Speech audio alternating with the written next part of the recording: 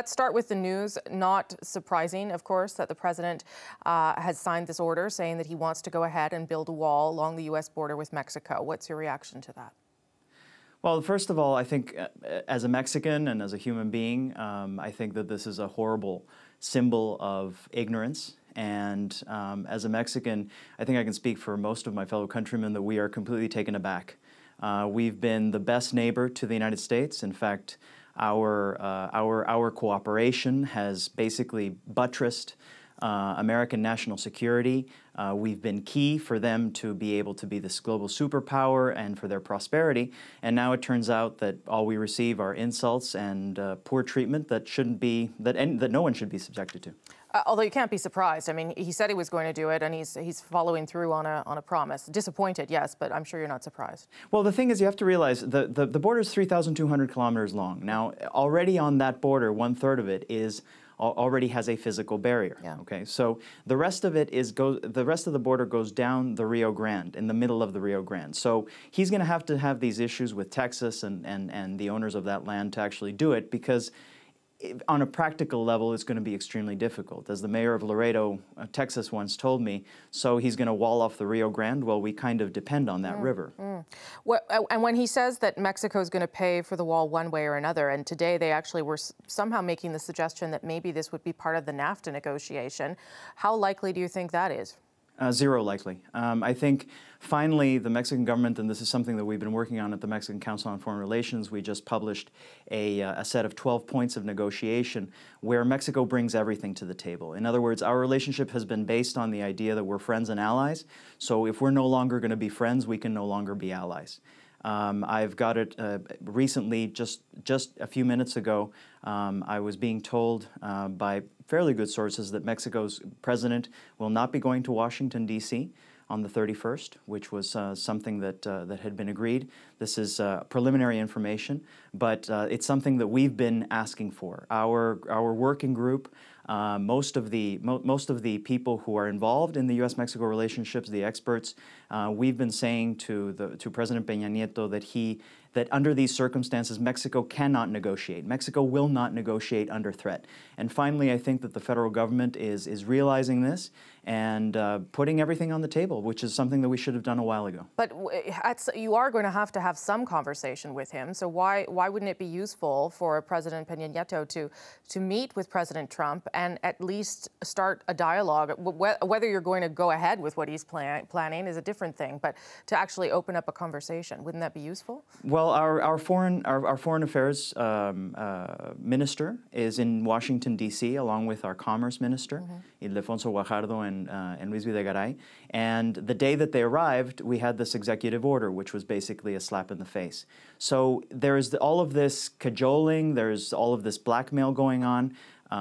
We've received all of these threats with respect to what NAFTA is and what NAFTA isn't, all based on profound ignorance. 6 million American jobs directly depend on trade with Mexico. We have the most legally crossed border in the world. We're talking about $580 billion worth of trade. 40 cents out of every U.S. dollar that the U.S. imports from Mexico is American content. So it's all based on lies. And so given the fact that the U.S. administration seems to be incapable of, one, telling the truth, and two, walking away from its very aggressive blackmail tactics, that's not the way to negotiate. So if there is something to talk about, we can certainly talk about it, but this is not, the conditions are not there to continue this conversation. So that obviously complicates things for Canada, because we have said, well, first of all, the Trump administration has told us, don't worry, it's going to turn out okay for Canada. And we have said we will come to the table and have those conversations. And as I'm sure you know, given that you've been in Canada, there are people talking about whether Canada should just leave Mexico to your own negotiations and move to a bilateral agreement with the United States. What do you make of that idea? Right, the Neville Chamberlain route.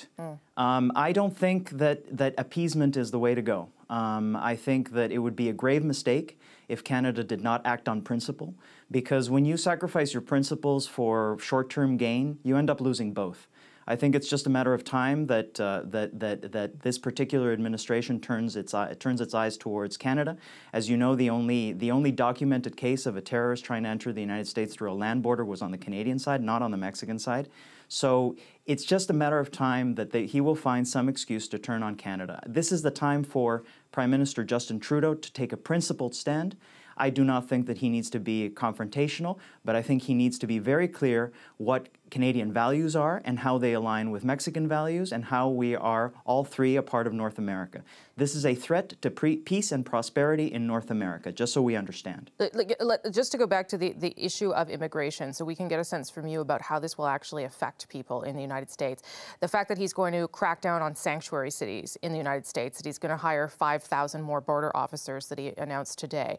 What does that mean practically for people living in the United States, for illegal migrants in the United States? Do you think that could bleed over into Canada?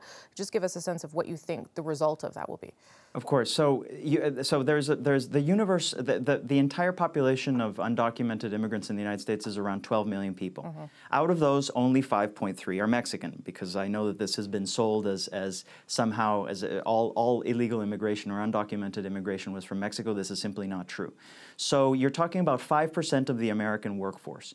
So this means that there will be clamping down on these 12 million people. You have to believe, given the porous nature of the U.S.-Canada border, that they will obviously seek their fortune in Canada, obviously. And what would be the net result for the people living in the United States? I mean, what the sort of the trickle down of these actions on legal Mexicans living in the United States?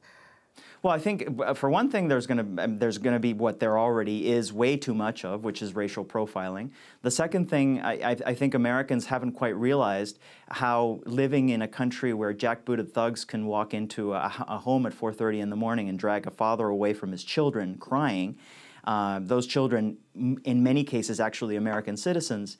I don't think Americans have quite wrapped their heads around what sort of a dystopia they are creating for themselves. Do you think there's any way for this to be stopped? I mean, other than, I don't know what influence or leverage President Peña Nieto has, but how could this be dialed back? Well, I think it's very clear. I mean, American prosperity and national security directly depend on a cooperative and stable Mexico. It is in the U.S. national interest on every single level to make sure that Mexico is an ally and a friend. And quite frankly, that's what's fraying right now. I think that he's underestimating the anti-American sentiment that he's generating in his southern neighbor, a country with a population of 120 million people and with an economy the size of Russia's. Okay, so you're talking about one of the 15 largest economies in the world. You're talking about 120 million people. You're talking about 3,200